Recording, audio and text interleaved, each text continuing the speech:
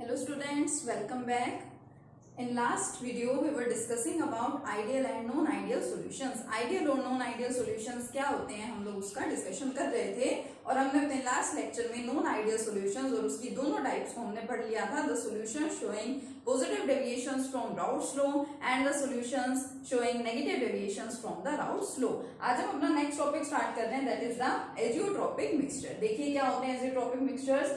The type of liquid mixture, liquid mixture की वो type having a definite composition, जिसमें composition क्या हो, definite हो, fix हो and boiling like a pure liquid, और एक pure liquid की तरह से वो जो आपका liquid mixture है वो boil कर जाए, is called azeotropic mixture. या तो हम उसे azeotropic mixture भी बोल सकते हैं, एक particular boiling point उसका होगा तो constant boiling mixture भी बोला जाता है, या हम simply उसको azeotrope बोल देते हैं. देखिए हम लोग बात कर रहे थे लास्ट लेक्चर में लिक्विड मिक्सचर्स की, ठीक है. जैसे हमने सपोज एग्जांपल भी लिया कोई C2H5OH इथेनॉल एंड वाटर, ठीक है. सबसे पहले तो आपको, क्योंकि कल मैंने जो एग्जांपल्स बताए थे पॉजिटिव डेविएशंस और नेगेटिव डेविएशंस वाले, आपको एग्जांपल अच्छे से याद करने हैं ताकि आप आइडेंटिफाई कर सकें कि आपका पॉजिटिव डेविएशन की वहां पे बात की जा रही है या फिर नेगेटिव डेविएशन की. तो देखिए ये जो C2H5OH और वाटर है, ये कौन सा वाला एग्जांपल है आपके पास, the solutions showing positive deviation. Positive deviation का एग्जांपल है ये, solution showing positive deviation from Raoult's law. Examples तो आपको याद करने पड़ेंगे, ठीक है. ये पॉजिटिव डेविएशन वाला एग्जांपल है. अब देखो ये क्या है, ये लिक्विड मिक्सचर ही तो है, दो लिक्विड हैं, एक आपके पास क्या है, सपोज ये ए है आपके पास इथेनॉल और ये बी है आपके पास क्या, वाटर. तो ये क्या है, basically it is a liquid mixture. तो देखो लिक्विड मिक्सचर जो कि जिसका कंपोजिशन फिक्स हो, जैसे मान लीजिए मैं बात करूं कि मेरे पास 95% इथेनॉल है, या मैं बोलूं आई हैव 95% एक्वस इथेनॉल, यानी इथेनॉल और वाटर का मिक्सचर है जिसमें 95% मेरे पास कौन है, इथेनॉल प्रेजेंट होगा. तो यानी उसका कंपोजिशन मैंने फिक्स कर दिया ना कि 95% कौन है, इथेनॉल है. मैं आपको कहूं कि वाटर और नाइट्रिक एसिड का मिक्सचर है, लिक्विड मिक्सचर है, और मैं कहूं कि मेरे पास क्या है 68% ऑफ नाइट्रिक एसिड है, तो मैंने वहां पे कंपोजिशन फिक्स बोल दिया कि मेरे पास यहाँ 68% नाइट्रिक एसिड है, यहाँ मैं कह रही हूँ मेरे पास 95% क्या है, एल्कोहल है, इथेनॉल है. तो मींस इस तरह से ये एक लिक्विड मिक्सचर भी है और इसका कंपोजिशन फिक्स है. अब अगर ये क्या करेगा, ये एक पर्टिकुलर एक fix boiling point, fix temperature पर अगर ये बॉयल हो जाएगा, मींस एक प्योर लिक्विड की तरह से ये बॉयल होगा, क्योंकि चीजें तो इसके अंदर दो है, it is a liquid mixture, लेकिन एक प्योर लिक्विड की तरह से अगर ये बॉयल हो जाता है तो हम इस मिक्सचर को क्या बोलेंगे कि it is an azeotropic mixture. Fix temperature पे वो बॉयल हुआ है, उसका बॉइलिंग पॉइंट फिक्स है, तो it will be known as a constant boiling mixture, या हम सिंपली इनको क्या बोल देते हैं, एजियोट्रोप्स बोल देते हैं, ठीक है. तो बेसिकली यहाँ पे देखा जाए तो जो हमारे एजियोट्रोप्स होते हैं या जो एजियोट्रोपिक मिक्सचर्स हैं, उसके लिए कंडीशंस क्या है यहाँ पे कि एक तो हमारे पास क्या होना चाहिए, बाइनरी सॉल्यूशन होना चाहिए. बाइनरी सॉल्यूशन का मतलब वहां पे एक ही सोल्यूट हो और एक ही क्या हो, सोलवेंट हो. जैसे अब जरूरी नहीं है कि एक सोलवेंट में आप एक ही सोल्यूट ऐड करते हैं, एक सोलवेंट में आप दो या दो से ज्यादा सोल्यूट्स को भी तो ऐड कर सकते हैं ना. सपोज मेरे पास एक ग्लास वाटर है, 1 ग्लास ऑफ वाटर क्या है मेरे पास, वहां पे एक सोलवेंट है जिसके अंदर मैंने ऐड किया सपोज 1 स्पून में शुगर ऐड कर रही हूँ, वो क्या है, सोल्यूट है. तो उसके साथ ही मैंने क्या किया, सपोज मैंने उसमें थोड़ा सा लेमन, थोड़ा सा नींबू मैंने उसमें ऐड कर दिया, तो वो भी क्या है, मैं सोलवेंट में ऐड कर रही हूँ, तो सोल्यूट ही है. तो यहाँ पे मुझे बाइनरी सॉल्यूशन चाहिए. बाइनरी का मतलब जिसमें एक सोल्यूट हो और एक ही क्या हो, सोलवेंट प्रेजेंट हो. दूसरी बात क्या कंडीशन है कि ये जो कंपोनेंट्स है इसका कंपोजिशन क्या होना चाहिए, फिक्स होना चाहिए, फिक्स्ड कंपोजिशन, ठीक है. क्या होना चाहिए वहां पे, फिक्स्ड कंपोजिशन होना चाहिए. फिक्स्ड कंपोजिशन भी आपको मिल गया यहाँ पे, और उसके बाद कंडीशन क्या थी कि वो एक कांस्टेंट टेम्परेचर पर बॉयल करे, तो यानी कांस्टेंट बॉइलिंग टेम्परेचर होना चाहिए, ठीक है. यहां मैं इसको बोल दूं boils at a constant temperature, एक कांस्टेंट टेम्परेचर पे वो क्या करे, बॉयल करे. और देखिए इसके जो कंपोनेंट्स है, ये जो दो कंपोनेंट्स है, इनको हम फ्रैक्शनल डिस्टिलेशन की हेल्प से सेपरेट नहीं कर सकते हैं. जो हमारे एजियोट्रोपिक मिक्सचर आ जाते हैं, ये these can not be separated, उसके जो कंपोनेंट्स है उसमें हम उनको अलग अलग नहीं कर सकते हैं. Can not be separated by fractional distillation.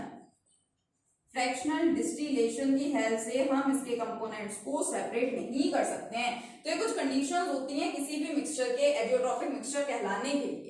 ठीक है, अब यहाँ पे साफ साफ दिख रहा है, मान लो मैं ये एग्जांपल ही ले रही हूँ। ठीक है, अब ये मेरा पॉजिटिव डेविएशन शो कर रहा था राउट्स लॉ से, ये है, ये नेगेटिव डेविएशन शो करता है। मैंने आपको बताया था पॉजिटिव डेविएशन में आपको मोस्टली क्या मिलते हैं, अल्कोहल्स मिलते हैं, CH2 कार्बन डाइसल्फाइड मिल जाता है, कार्बन टेट्राक्लोराइड मिल जाता है। तो यहाँ देखिए कौन है, अल्कोहल है। और नेगेटिव डेविएशन में मैंने आपको क्या बोला था, it is negative deviation, negatively deviated है ये। ठीक है, नेगेटिव डेविएशन में मैंने आपको बोला था जनरली मुझे क्या मिलती है, एसिड्स मिलती हैं। तो वाटर प्लस HNO3 हो गया, या वाटर प्लस HCl हो गया, ये सब क्या है, the solutions, non ideal solutions having negative deviation from Raoult's law. ठीक है, अब कल याद कीजिए जब मैं आपको बता रही थी डिफरेंसेस पॉजिटिव और नेगेटिव डेविएशन वाले सॉल्यूशन में, तो मैंने आपको बोला था कि एक डिफरेंस हम एजियोट्रोपिक मिक्सचर का भी उसके अंदर एड अप कर सकते हैं। और अब आपको एजियोट्रोपिक मिक्सचर का मतलब अच्छे से समझ में आ गया है, तो अब मैं आपको वो डिफरेंस बताती हूँ क्या है। देखिए मैं फर्स्ट केस यहाँ पे ले रही हूँ सबसे पहले इसी का, पॉजिटिव डेविएशन वाले का। ठीक है, अब अच्छे से सोचो जरा, जो हमने पॉजिटिव डेविएशन लिया था तो मैंने उसमें आपको कंडीशन बताई थी पॉजिटिव डेविएशन की भी क्या कंडीशन होती है। ठीक है, क्या क्या चीजें हम पॉजिटिव डेविएशन में ऑब्जर्व करते हैं, और नेगेटिव डेविएशन में भी मैंने आपको बताया था। ठीक है, तो पॉजिटिव डेविएशन के अंदर मेन मैंने वहां पे लिया था कि जो हमारा ऑब्जर्व्ड प्रेशर है वो ग्रेटर होगा किससे, थ्योरेटिकल प्रेशर से, in case of solutions having positive deviations from Raoult's law, ये मैंने आपको बताया था। और इसके साथ ही हमें ये पता है कि boiling point is inversely proportional to the pressure, pressure भी इनवर्सली प्रोपोर्शनल होता है, प्रेशर ज्यादा तो बॉइलिंग पॉइंट क्या होगा, कम। अब ये जो सॉल्यूशन है ये एक लिक्विड मिक्सचर है किसका, इथेनॉल और वाटर का, क्योंकि ये पॉजिटिव डेविएशन शो कर रहा है फ्रॉम राउट्स लॉ, यानी इसका ऑब्जर्व्ड प्रेशर ज्यादा है। ऑब्जर्व्ड प्रेशर ज्यादा है तो इस पर्टिकुलर मिक्सचर का जो बॉइलिंग पॉइंट है वो क्या होना चाहिए, कम होना चाहिए। तो हम इसे कहेंगे इट इज लो बॉइलिंग। ठीक है, या लो बॉइलिंग को ही दूसरा नाम क्या दे देते हैं, it is our minimum boiling azeotropes. तो कल जो हमने डिफरेंसेस लिखे थे आप उसके अंदर एक डिफरेंस ये भी ऐड अप कर सकते हैं, solution showing positive deviations from Raoult's law के अंदर, कि this type of solutions are minimum boiling azeotropes. Minimum boiling, जितना बॉइलिंग पॉइंट होना चाहिए उससे कम टेम्परेचर पे ही ये क्या हो जाते हैं, ये बॉइल हो जाते हैं। कम टेम्परेचर पे कैसे, देखो मैं आपको समझाती हूँ विद एग्जांपल। मैंने लिया इथेनॉल एंड वाटर, वाटर का बॉइलिंग पॉइंट आप सभी को पता है 373 केल्विन, केल्विन की टर्म्स में मैंने यहाँ लिया है। ठीक है, अगर मैं बात करूं इथेनॉल की, तो इथेनॉल का जो बॉइलिंग पॉइंट होता है that is approx equal to 351.3, यानी अगर मेरे पास सिर्फ वाटर है, अकेला वाटर मेरे पास प्रेजेंट है, तो वो 373 केल्विन टेम्परेचर पे क्या हो जाएगा, बॉयल हो जाएगा। अगर मेरे पास सिर्फ इथेनॉल प्रेजेंट है तो इथेनॉल 351.3 केल्विन टेम्परेचर पे क्या हो जाता है, बॉयल हो जाता है। लेकिन जब मैं इन दोनों का मिक्सचर ले रही हूँ, मैं इस लिक्विड मिक्सचर का यहाँ पे यूज कर रही हूँ, क्योंकि इसमें फिक्स कंपोजिशन मैंने लिया है कि 95% मेरे पास कौन है, मेरे पास इथेनॉल है 95% इसके अंदर। ठीक है, इस कंप्लीट कंपोजिशन में। अब देखो, अब ये जो मिक्सचर की बात करते हैं, this mixture boils at 351.18 kelvin या 15 केल्विन बोल सकते हैं।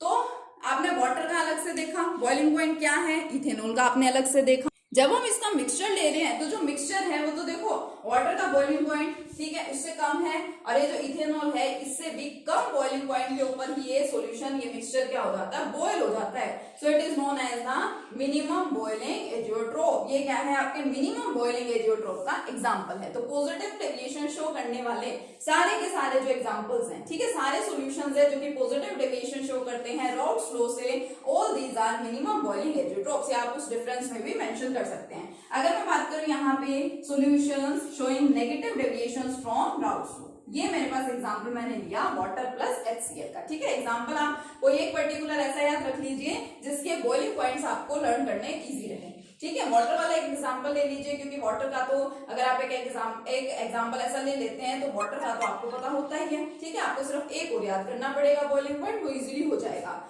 नेगेटिव डेविएशंस वालों की जब हम बात कर रहे हैं तो नेगेटिव डेविएशंस कि केस में मैंने आपको बताया था कि इस केस में जो ऑब्जर्व्ड प्रेशर होता है वो लेस होता है as compare to the theoretical pressure. और ये रिलेशन देखो, boiling point is inversely proportional to the pressure. So according to this relation मैं क्या बोल सकती हूँ कि बॉइलिंग पॉइंट इसका क्या होगा, ज्यादा होगा।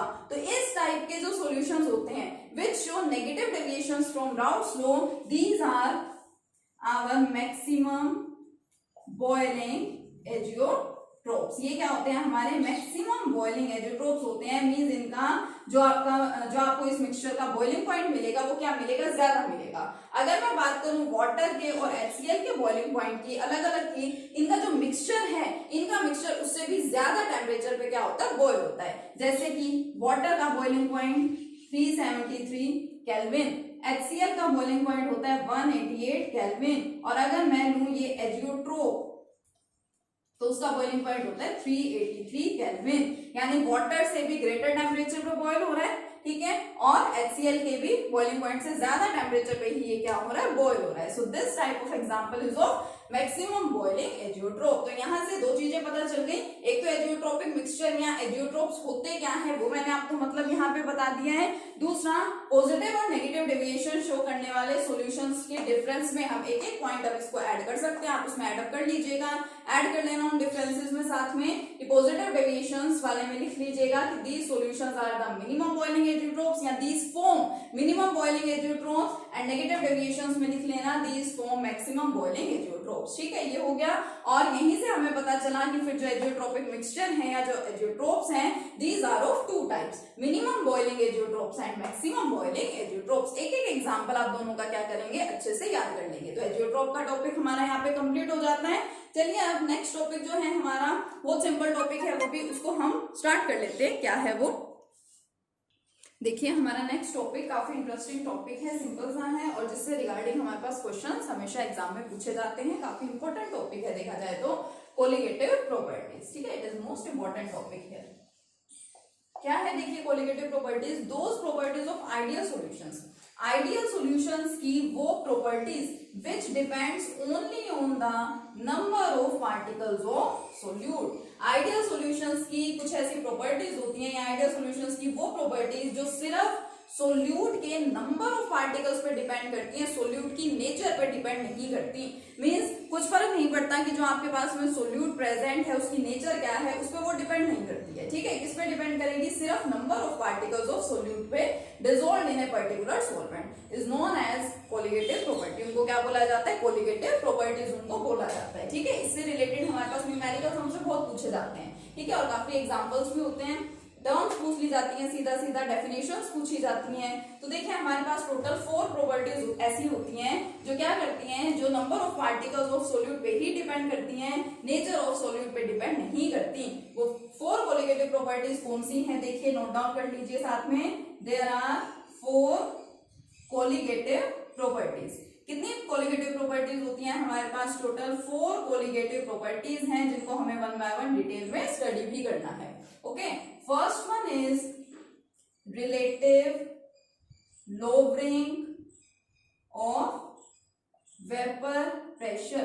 फर्स्ट प्रॉपर्टी देखिए, फर्स्ट कोलिगेटिव प्रॉपर्टी क्या है, relative lowering of vapour pressure. Second one, elevation in boiling point, elevation in boiling point. Third one, depression in freezing point, and last one is osmotic pressure। तो 4 हमारे पास क्या होती हैं, there are 4 different colligative properties. First one is relative lowering of vapour pressure, vapour pressure की lowering, vapour pressure का कम हो जाना। Elevation in boiling point, boiling point का एलिवेट होना मींस बढ़ जाना। Depression in freezing point, freezing point का कम हो जाना।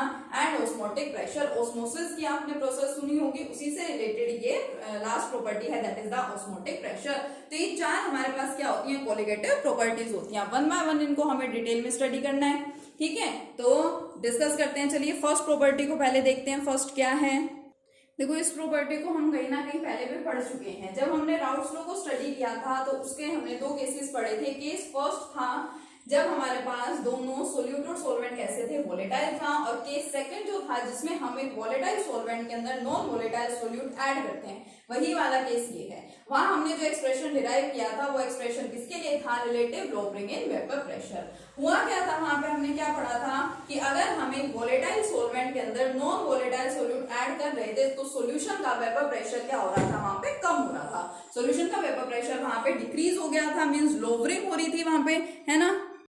तो देखो अगर मैं यहाँ पे आपसे बोलूंगी, सपोज मेरे पास यहाँ ए सोलवेंट है, ए तो किस चीज को रिप्रेजेंट कर रहा है, सोलवेंट को, और बी रिप्रेजेंट किसको कर रहा है, सोल्यूट को। सोलवेंट कैसा है हमारे पास यहाँ पे, solvent is volatile and the solute is non volatile. तो जब नॉन वोलेटाइल है सोल्यूट तो फिर वो वेपोराइज ही नहीं हो रहा है, मींस उसके वेपर्स ही नहीं बन रहे, तो वो सोल्यूशन के वेपर प्रेशर में भी कंट्रीब्यूट नहीं करता है। तो हम सिर्फ ए यानी सोलवेंट के वेपर प्रेशर की बात कर रहे थे, जिसको हम कैसे लिख सकते हैं, पी ए इक्वल टू, ठीक है, क्या लिखा था हमने, पी नॉट ए एक्स, यही हम लिखते थे एक्सप्रेशन। अब बी तो क्योंकि क्या है, नॉन वोलेटाइल है, तो उसके लिए कोई वेपर प्रेशर नहीं होगा। ओवरऑल जो हमारा सॉल्यूशन का प्रेशर होता है, यहाँ मैं लिख लूं पीटी, टोटल प्रेशर जो है वो तो इन दोनों प्रेशर्स के इक्वल होता है, सॉल्वेंट का जो प्रेशर है और जो सोल्यूट का है, क्योंकि सोल्यूट तो नॉन वोलेटाइल है, वेपर से नहीं बन रहे, तो इस केस में पीबी की वैल्यू क्या हो गई, 0। इट मीन सोल्यूशन का वेपर प्रेशर सिर्फ सोलवेंट के वेपर प्रेशर पे ही क्या कर रहा था, डिपेंड कर रहा था। तो मैं इसको ऐसे लिख सकती हूँ कि पी एस यानी सोल्यूशन का जो प्रेशर है, it is equal to pressure of A यानी कि P A naught X A, ऐसा मैं लिख सकती हूँ। और फिर हमने प्रेशर वाली टर्म्स को एक साथ लिखा था, means P S upon P A naught में अगर लिख लूं तो it will be equal to X A. X क्या था, मोल फ्रैक्शन था, यानी mole fraction of the solvent, ठीक है। उसके बाद हमने क्या किया था, उसके बाद हमने 1 में से इन दोनों टर्म्स को सब्ट्रैक्ट कर दिया था, तो 1 minus P S upon P A naught equal to 1 minus X A. तो यहाँ पे हमें क्या मिला था, देखो P A naught minus P भी लिख दिया जाता है, खाली पी एस भी लिख देते हैं, यानी सॉल्यूशन का प्रेशर है। इन तीनों में कंफ्यूज मत होना, पी टी, पी एस और पी तीनों से हम रिप्रेजेंट इसको करते हैं प्रेशर ऑफ सॉल्यूशन। सॉल्यूशन के प्रेशर को हम शो करते हैं पी टी, पी एस या सिर्फ पी से, ठीक है। इक्वल टू 1 माइनस एक्स से किसके इक्वल होता है, आपको पता है, it is equal to X B यानी कि mole fraction of the solute. Solute का mole fraction, solute, yes, B से हम सोल्यूट को रिप्रेजेंट कर रहे हैं, तो मोल फ्रैक्शन ऑफ सोल्यूट हो गया। तो this term basically is known as the relative lowering of vapour pressure. This term complete, this expression is the expression for relative lowering of vapour pressure, ठीक है।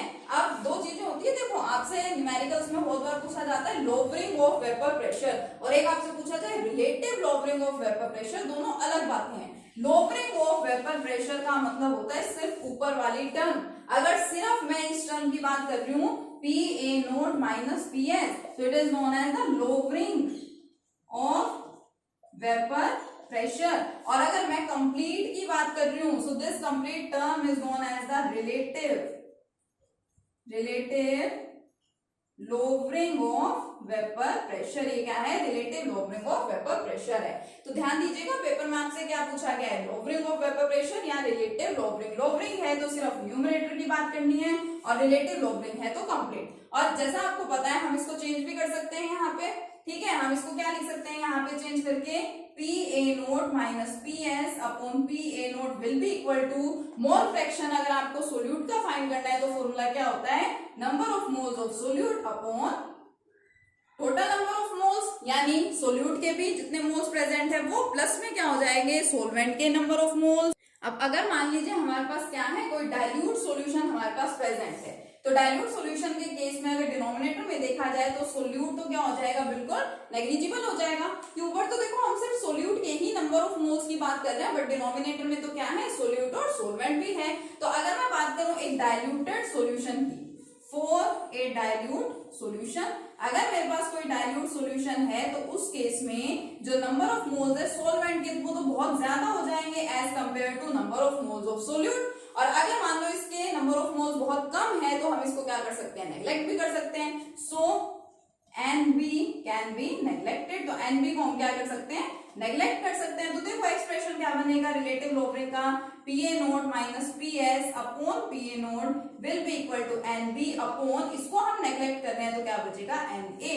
अब आपको साफ साफ यहाँ पे दिखाई दे रहा है कि जो आपका relative lowering in vapour pressure या relative lowering of vapour pressure है वो किस पे डिपेंड कर रहा है, किसके इक्वल है, नंबर ऑफ मोल्स। ठीक है, रेशियो है number of moles of solute के number of moles of solvent के साथ। तो सिर्फ नंबर ऑफ मोल्स यानी नंबर ऑफ पार्टिकल्स पे ही तो डिपेंड करना है, नेचर पे तो डिपेंड ही नहीं करना। मींस यहाँ कुछ फर्क नहीं पड़ रहा कि हमारे पास किस टाइप का सोल्यूट प्रेजेंट है और किस टाइप का सोलवेंट प्रेजेंट है। ठीक है, ये जो है हमारी ये फर्स्ट कोलिगेटिव प्रॉपर्टी है relative lowering of vapour pressure. बहुत इंपॉर्टेंट एक्सप्रेशन है ये, और इसी एक्सप्रेशन से रिलेटेड हमारे पास हमसे न्यूमेरिकल्स भी पूछे जाते हैं एग्जाम में। ठीक है, आपको न्यूमेरिकल भी कराती हूँ।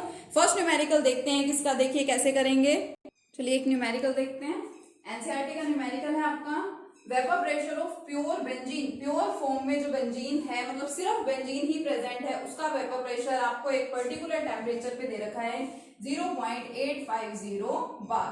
तो नोट करते हैं। देखो सॉल्वेंट का है ये, कैसे पता चला ये सॉल्वेंट है, क्योंकि इसके अंदर देखो क्या दे रखा है, a non volatile non electrolyte solid weighing 0.5 gram. कोई नॉन वोलेटाइल सब्सटेंस है, नॉन वोलेटाइल हम सोल्यूट ही लेते हैं यहाँ पे, है ना, और नॉन इलेक्ट्रोलाइट है सॉलिड जिसका वेट कितना है 0.5 gram is added to 39 gram of benzene. तो यानी बेंजीन क्या है, सॉल्वेंट है, और ये सॉलिड क्या है, सोल्यूट है। तो देखो हमें वेपर प्रेशर किसका दे रखा है, बेंजीन का दे रखा है, सिर्फ बेंजीन का। तो इट मींस बेंजीन सोलवेंट है यानी PA नोट प्योर फॉर्म में है, कितना है देखो 0.850 बार। दो वेपर प्रेशर्स गिवन है, दोनों बार में ही गिवन है, तो यूनिट कन्वर्जन यहाँ पे नेसेसरी नहीं है। एक एटमॉस्फेयर में है, एक बार में है, या और कोई यूनिट्स आपको गिवन है तो आप इनको इंटर कन्वर्ट कर सकते हैं, अदरवाइज ऐसे ही रहने दीजिए। ठीक है, और क्या है ये देखो, ये हमें मास दे रखा है, ये मोलर मास तो नहीं है, क्या है, गिवन मास है ये किसका, सोल्यूट का, यानी WB इज इक्वल टू 0.5 ग्राम। अब सॉल्वेंट यानी बेंजीन कितना दे रखा है, उसका मास देखो 39.0 ग्राम। देखो आपको ये बहुत अच्छे से क्लियर होना चाहिए कि A से हम किसको रिप्रेजेंट करते हैं, B से किसको रिप्रेजेंट करते हैं, W से किसको रिप्रेजेंट कर रहे हैं, PA नोट का मतलब क्या है। ये छोटी छोटी बातें आपको जब तक नहीं समझ में आएंगे आप न्यूमेरिकल समझ ही नहीं सकते हैं। ठीक है, तो ये छोटे छोटे से कंसेप्ट में आपको कोई दिक्कत नहीं होनी चाहिए, इनको अच्छे से सीखिए क्या है ये। मोलर मास 78 ग्राम पर मोल किसका दे रखा है, बेंजीन का, यानी molar mass which is represented by capital M of solvent is 78 gram per mole. And vapour pressure of solution, तो सॉल्यूशन का वेपर प्रेशर यानी PS या सिंपली P लिख दूं, कितना है वो देखो 0.845 बार। फाइंड क्या करना है हमें, molar mass of the solid substance यानी MB हमें क्या करना है, फाइंड करना है।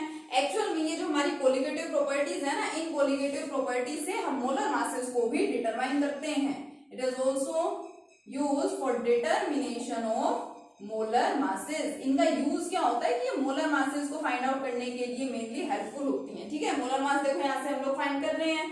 अब देखो आपको इसको देख के पता चल गया है कि वेपर प्रेशर रिलेटेड आपको सब कुछ गिवन है, तो इट मींस आप यहाँ पे क्या करेंगे, relative lowering of vapour pressure का फॉर्मूला आपको अप्लाई करना है। क्या है relative lowering in vapour pressure, PA naught minus PS upon PA naught is equal to क्या था, XB mole fraction of solute था। और इसको आप और क्या लिख सकते हैं, PA naught minus PS upon PA naught equal to, इसी को हमने क्या लिखा था, NB upon NA plus NB। और फिर डाइल्यूट सॉल्यूशन है तो उसके लिए हम NB को डिनोमिनेटर से नेग्लेक्ट कर रहे थे, तो क्या बना था, मेन फॉर्मूला हमारे पास NB अपॉन NA। लेकिन देखो क्या यहाँ पे आपसे नंबर ऑफ मोल्स रिलेटेड कुछ बोला गया है, नहीं, आपसे तो मासेस की बात की गई है। तो हमको ये भी तो पता है ना कि number of mole is equal to given mass upon molar mass. Formula लगा दो यहाँ पे, PA naught minus PS upon PA naught equal to NB की जगह में क्या लिख दूं, WB अपॉन MB, और NA की जगह में क्या लिख दूंगी, WA अपॉन MA, जो ऊपर चला जाएगा MA। ठीक है, अब जो जो आपको गिवन है वैल्यूज पुट करो। देखो PA नोट मुझे कितना दे रखा है 0.850 बार, तो 0.850 माइनस सॉल्यूशन का वेपर प्रेशर देखो 0.845 अपॉन, फिर दोबारा से वही सॉल्वेंट का 0.850 इक्वल टू WB यानी मास ऑफ द सोल्यूट, ये देखो ये रहा 0.5 into MA molar mass of the solvent, कितना है देखो 78 ग्राम पर मोल। अपॉन एम बी मेरे पास नहीं है, I have to find out M B here, so I will write MB as it is, multiply WA यानी कि given mass of the solvent which is equal to 39.0 यानी कि 39। ठीक है, जो कैंसिल आउट हो रहा है उसको क्या कर दीजिए, कैंसिल आउट कर दीजिए, और बाकी जो भी बचा उसको सोल्व करो, आपको वैल्यू किसकी मिल जाएगी, मोलर मास ऑफ सोल्यूट की आपको वैल्यू मिल जाएगी। देखो क्या आएगा, देखो मैं सोल्व कर रही हूँ इसको, सब्ट्रैक्ट करो इसको, क्या मिलेगा 0.005 यहाँ पे upon 0.850 as it is equal to 0.5, ये देखो ये कैंसिल आउट हो जाएगा, 39 टू क्या होता है 78, तो मल्टीप्लाई 2 अपॉन एम बी, यहाँ से डेसिमल्स हटा दो, ठीक है, डेसिमल मैं हटा रही हूँ यहाँ पे, 5 upon 850 equal to 0.5 into 2 upon M B, और इसको क्रॉस करेंगे तो मुझे क्या मिलेगा, देखो 5 M B equal to 0.5 into 2 into 850 मिल गया। तो मोलर मास यहाँ से देखो क्या मिलेगा, बेसिकली 0.5 का डेसिमल हटाया यानी 5 अपॉन 10 इंटू 2 इंटू 850 अपॉन में क्या चला जाएगा, यहाँ पे 5 रह जाएगा। ठीक है, ये आपने यहाँ पे लिख लिया। अब इसको क्या करो, इसको सिंप्लीफाई करो इसको सोल्व, 10 से 10 कैंसिल, 5 से 5 कैंसिल, 85 मल्टीप्लाई 2, 85 मल्टीप्लाई 2 यानी कितना होगा 170, तो 170 मुझे क्या मिल गया, मोलर मास मिल गया सोल्यूट का 170 ग्राम पर मोल। तो इस तरीके से हम क्या कर सकते हैं, हम कोलिगेटिव प्रॉपर्टीज की हेल्प से मोलर मासेस को भी फाइंड आउट कर सकते हैं। तो ये आपकी फर्स्ट कोलिगेटिव प्रॉपर्टी थी, relative lowering of vapour pressure. Azeotropic mixtures को अच्छे से स्टडी कीजिए, फर्स्ट कोलिगेटिव प्रॉपर्टी को अच्छे से स्टडी कीजिए और इसके कुछ न्यूमेरिकल्स को करके देखिएगा। नेक्स्ट लेक्चर में हम कंटिन्यू करेंगे। ठीक है, थैंक यू।